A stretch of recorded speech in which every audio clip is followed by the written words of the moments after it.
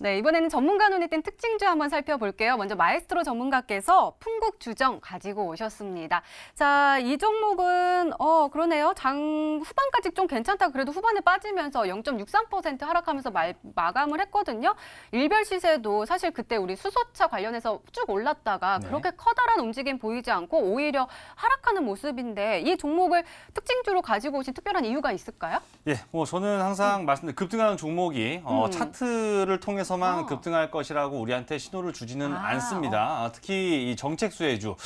결론부터 먼저 말씀드리면 오늘 대통령이 갔다 왔죠. 수소 관련해서 일단 다녀왔는데 일단은 좀 순차적으로 말씀드리면 먼저 풍국 주정을 제가 특징주로 말씀드린 것은 오늘 시세가 어마어마하게 나왔기 때문이 아니라 시세는 그렇게 자 차트 보시면 일단 차트 보시면은 지금 뭐 특징이랄 거 특징이라면은 이거밖에 없습니다. 지금 주가가 넉 달째 하방으로 계속해서 떨어지고 있다는 거.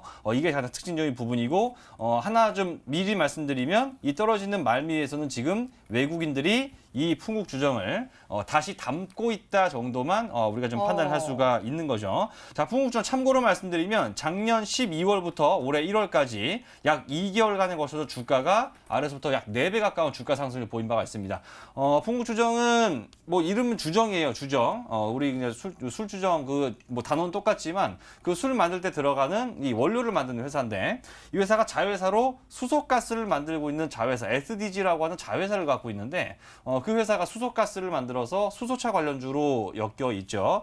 대장주로서의 움직임을 이미 작년 12월 달에 보였던 종목입니다. 7,000원대부터 28,000원대까지 약 4배 정도의 주가 상승을 한번 보이고 나서 그러면서 주가는 계속 내려오고 있는데요. 자, 지금 이거를 제가 특징주라고 말씀드린 이유는 아까도 얘기 드린 것처럼 자, 전 예전부터 이 정책 수혜주들 이런 것들 움직였던 걸 보면 이런 거죠. 예를 들면은 이명박 대통령이 자전거 한번 타니까 자전거 관련주가 날아가고요. 가가지고 강 한번 파자 그러니까 사대강 관련주가 날아가고 그렇죠. 뭐 이런 식이죠. 미국산 소고기를 먹으니까 수입육 관련 업체들이 또 주가가 날아가고 이런 식으로 대통령이 어딘가를 움직이면서 정책의 큰 틀을 짜게 되면은 그에 관련해서는 반드시 이 정책 수혜주라고 불리는 이 정책 테마, 정책 수혜주들이 발생이 되는 거거든요. 지금 다시 한번 보시면 뭐 뉴스 뭐 아주 대단한 내용은 아니지만 오늘 세계 환경의 날이 됩니다. 뭐 저는 솔직히 그런지도 몰랐어요. 이거 맨날 나오는 거 다 외울 수가 없으니까. 그래서 오늘 여기서 가서 창원으로 간 문재인 대통령이 한 말은 크게 한 2가지 정도 골자로 따져보면 제목이 나와 있죠. 앞으로 3년 내로 지금 발생되고 있는 미세먼지의 30%를 줄이고 2030년까지 공공부문에서 경유차를 아예 다 없애버리겠다. 그리고 뭐 시내버스 이런 것들부터 이제 수소버스로 바꾸겠다는 얘기 나오면서 실제로 오늘 현대차에서는 처음으로 양산형 수소버스를 또 공개하기도 했습니다. 뒤에 가서 말씀을 드릴 텐데 그래서 이런 것들이 이제는 특징주가 될 수 있는 다시 한번 시장에서 지난해 12월과 1월에 보여줬던 종목들 외주만한 거 어지간한 수소차 종목 잡았다 하면 50% 이상은 기본으로 날아갔던 작년 12월인데 한 반년 정도 동안 약간 죽어있는 이 시점에서 다시 한번 기회가 오고 있는 걸로 판단되기 때문에 아마 요즘 별로 이게 안 나올 겁니다. 다 올라가는 거를 위주로 말하기 때문에 근데 수소차 관련주 아마 2차 파동 작년 12월에 이어서 나올 2차 파동은 아마 제가 제일 먼저 말씀드리지 않을까 생각이 되고 오늘 제가 히든 종목으로 준비한 것도 관련 내용이 있는 거니까 끝까지 방송 보시면서 놓치지 마시라는 말씀 다시 한번 드리겠습니다. 네, 그러게요. 수소차 관련 종목들이 다시 한번 힘을 내어줄 수 있을지 그리고 우리가 공략해야 할 종목은 무엇일지 잠시 후에 공개되니까요. 끝까지 저희와 함께 하시기 바랍니다. 자, 이번에는 마르스 전문가께서 분석해 주실 특징주가 궁금한데요. 에이프로젠 제약 가지고 오셨습니다.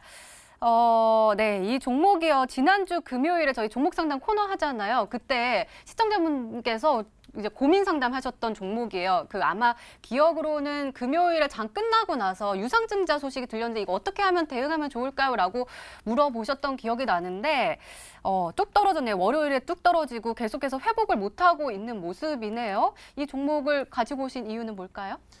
이제 에이프로젠 제약을 가져온 이유는 뭐냐 한다면 사실상 제가 항상 얘기했습니다. 시장에서 가장 센 종목과 강한 종목을 매수를 해야 시장과 무관하게 상승이 나올 수 있고 충분히 안정적인 수익 가능하다 얘기했습니다.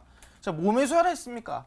5G에서도 우리 실제로 연관된 돈이 들어오는 정부의 30조가 들어오고 삼성의 130조가 들어온 종목을 매수할 때라고 말씀드렸습니다. 근데 실제로 에이프로젠 제약처럼 시장의 흐름과 거의 시장의 이슈와 아무런 관계가 없는 종목들은 이러한 유상증자를 대량으로 맞으면서 하락가도 만들고 급락도 만들고 큰 손실들을 지금 만들어내고 있다라고 말씀을 드린다는 거예요. 지금 대략 얼마입니까? 본다 하더라도 거의 반토막 다 왔어요. 거의 마이너스 한 40%, 길게는 50%까지 난 종목이 에이프로젠 제약이라고 말씀드릴 수 있을 것 같습니다. 그럼 얘기해요. 지금 염장질을 하고 가져왔습니까?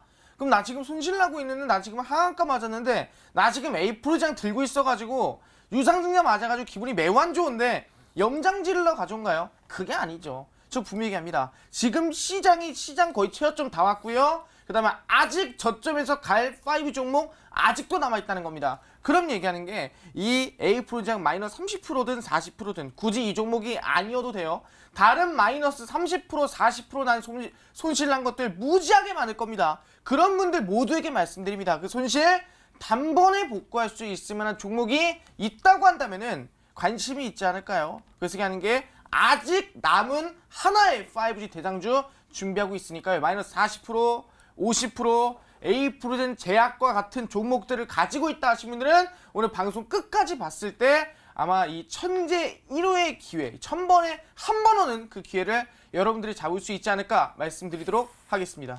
이렇게 에이프로젠 제약처럼 뚝 떨어져서 좀 손해가 크신 분들도 있지만 5월장이 워낙에 안 좋았기 때문에 마이너스 계좌 가지고 계신 분들 정말 많으실 것 같은데 오늘 마르스 전문가께서 단번에 계좌를 복구할 수 있는 종목 가지고 오셨다고 하니까요. 오늘도 기대 많이 해보도록 하겠습니다. 자, 이렇게 오늘 시장 분석과 함께요. 전문가 눈에 띈 특징주까지 짚어봤습니다.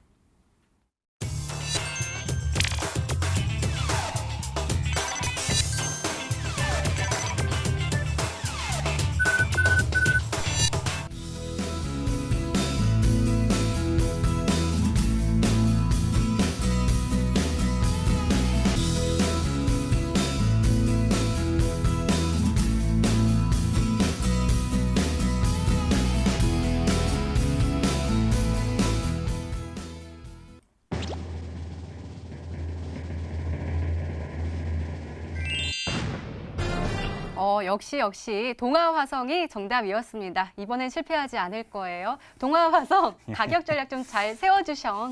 예, 알겠습니다.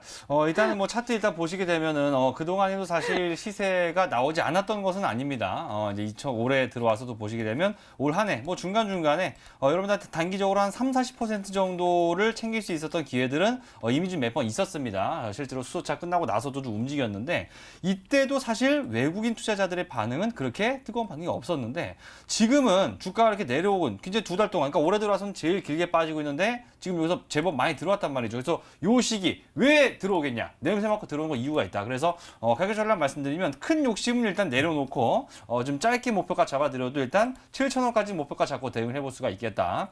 그리고 이제 내려온다면 손절가는 하단부 5,000원 손절가로 대응해서 좀 다른 것들보다 먼저 좀 치고 올라갈 가능성이 높으니까 잘 가격 전략 참고해서 대응하시라고 말씀드리겠습니다.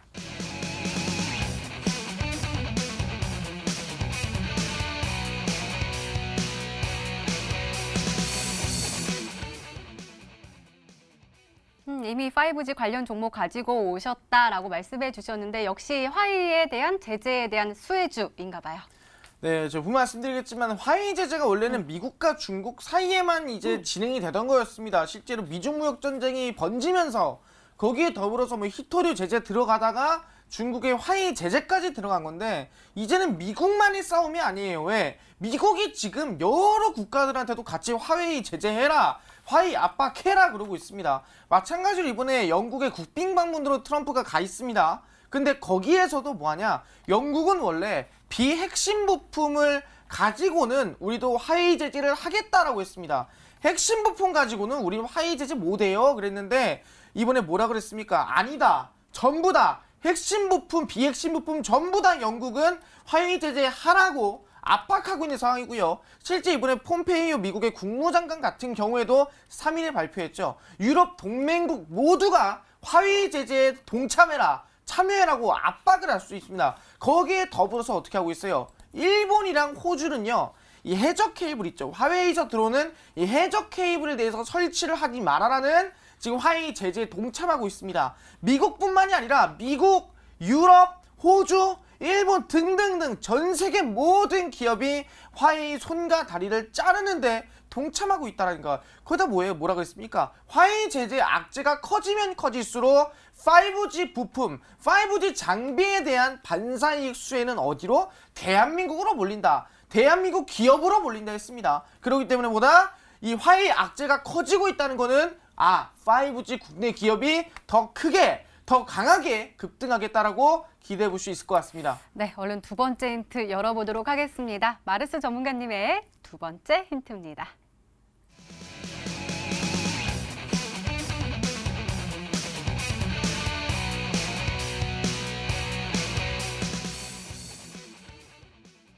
어제도 클라우드 관련 종목 소개해 주셨잖아요. 비슷한 종목인가요? 네, 이제 클라우드를 제가 말씀드렸었는데 네. 실제 미국의 가트너라는 시장조사 기관이 조사를 했을 때 클라우드 시장은 얼마?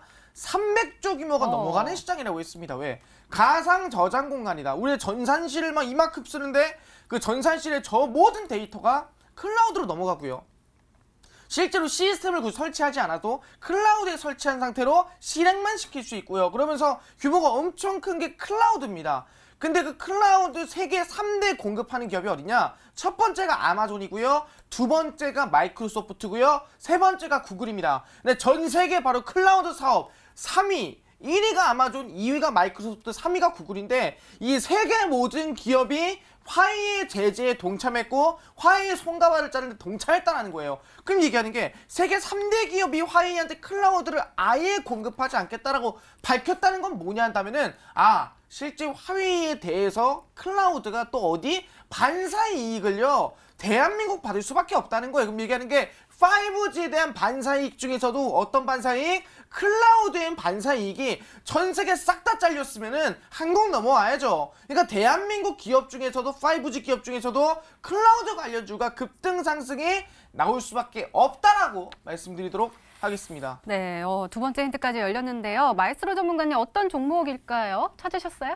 일단은 클라우드라는 게 좀 핵심일 것 같습니다. 클라우드 컴퓨팅. 혹시 모르시는 분들이 가상에 있는 어떤 네. 데이터 저장 공간이라고 볼 수 있는 것인데, 솔직히 말해서 감을 이것만 봐가지고는 힌트가 별로 안 되기 때문에 몇 개 소개만 시켜드리자면, 일단 제일 유명한 게 더존 비주얼입니다. 근데 이 종목들이 많이 올라갔고, 이게 지금 다 고점인데, 이제 더존 비주얼 보시면, 지금 4월 말부터 주가가 지금 45,000원에서 7만 원 근처까지 이미 50% 가까운 주가 상승 이미 나온 얘가 클라우드 컴퓨팅 관련주고요.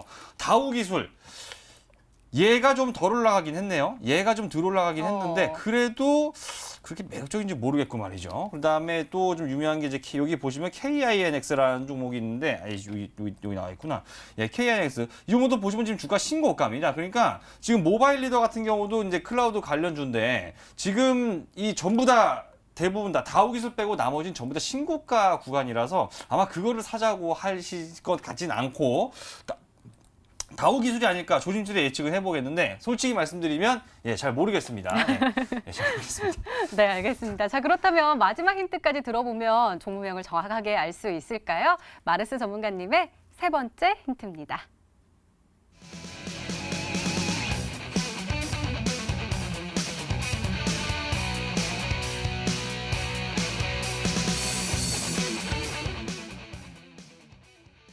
최저점을 딛고 첫 상한가에 도전을 할 거다라고 하셨는데 아까 마에스트로 전문가께서 이미 관련 종목들은 좀 잘 올라가고 있는 상황이다라고 하셨어요. 그러면 잘 올라가고 있는데 더 쏘아 올린다라는 뜻일까요? 잘 가고 있는데 더 쏘아 올린 게 아니나요. 최저점에서 단 한 번도 급등하지 않은 종목에서 바로 첫 상한가를 올릴 수 있는 그 우리 첫 급등 첫 상한가를 아마 저희가 처음으로 수익을 낼 수 있지 않을까 기대해 볼 수 있을 것 같습니다. 분명히 얘기했습니다. 지금 화웨이 제재라든가 미중무역전쟁 제재가 들어온 종목들은 다 급등 나오고 있습니다. 유니온 상한가 같죠? 거기에 더불어서 제가 항상 얘기했던 5G 수혜 관련주들 뭐 드렸습니까? 나무기술 제가 드렸죠. 차트를 보시면 아시겠지만 이 히든스탁에서 드렸던 종목들만 말씀드려도요. 화웨이 제재 관련주 드렸습니다. 차트를 보시면 얼마 같습니까? 드리고 나서 주가 그 다음부터 60%가량 급등이 나와준 게 나무기술이었습니다. 누가 드렸어요? 제가 직접 히든스탁이 드렸습니다. 그리고 나머지 얼마? 60% 급등 나왔고요. 지난주에 드린 게 뭐였습니까? 히든스탁 공개했던 게 알서포트였죠. 화해 제재 관련된 뭐 관련주였습니까? RT 관련주였어요. 5G 네트워크, 실제 원격 솔루션 관련주였죠. 화해 제재 수혜받으면서 얼마 갔어요? 저점 대비해서 주가 상승 급등 나와주면서 충분히 35% 이상의 급등 나온 종목이 알서포트였습니다. 그리고 오늘자까지 급등이 나왔던 히든스탁에서 드렸던 종목 그게 S넷이었죠. 실제로 드리고 나서부터 정확히 오늘까지 35%가량 급등세 상한가가 만들었다는 거예요. 실제 남문기술 60%, 거기에 더불어서 알서포트 35%, S넷 35%, 다 5G 관련 종목으로 상한가만 연속으로 3번 드렸습니다. 30으로 60% 갔어요. 근데 이게 뭐냐? 이 모든 종목들 다 뭐예요? 최저점에서 드렸죠? 저점에서 첫 급등할 때 드렸죠? 마찬가지예요. 이번에 제가 드릴 300조 규모의 클라우드 대장주 또한 최저점에서 아직 단 한 번도 급등이 나오지 않은 종목이고요. 이번 첫 상한가를 저희가 가져갈 수 있지 않을까? 여러분들이 지금 마이너스 40%, 마이너스 50% 손실 무지하게 큰 거 압니다. 그 손실들을 단번에 복구할 수 있을 만한, 그 손실들을 한 번에 복구할 수 있을 만한 바로 이 300주금의 클라우드 상한가 대장주, 아마 이 방금 말씀드렸던 60%, S넷 35%, 알서포트 35%의 후속 상한가 급등 랠리 5G 대장주가 될 수 있다 말씀드리면서 그 종목이 무슨 종목인지 방송 끝까지 보시면서 알아가시기를 바라겠습니다. 네, 알겠습니다. 이번에도 문자 게시판 확인해 보도록 하겠습니다. 시청자분들은 어떤 종목으로 생각하고 계실까요? 확인해 보시죠. 볼까? 인프라웨어도 보이고요. 스맥 보이네요. 그다음에 좀 보면 또 스맥도 보이고요. 마에스트로 전문가님께 동아화성이 굉장히 많이 오고 있는 상황입니다. 자, 마르스 전문가님 아직까지는 많은 분들이 눈치채지 못하신 것 같아요. 아무래도 최저점에 있다 보니까 소외되어 있고 그만큼 꽁꽁 숨겨져 있는 종목인 것 같은데 어떤 종목일지 힌트 아주 조금만, 이만큼만 더 주세요. 이만큼만 조금 이만큼만. 이만큼만 네. 좀 더 드린다 한다면은 방금 얘기한 대로 단 한 번도 급등이 나오지 아. 않았던 종목이다라고 말씀을 드리겠습니다.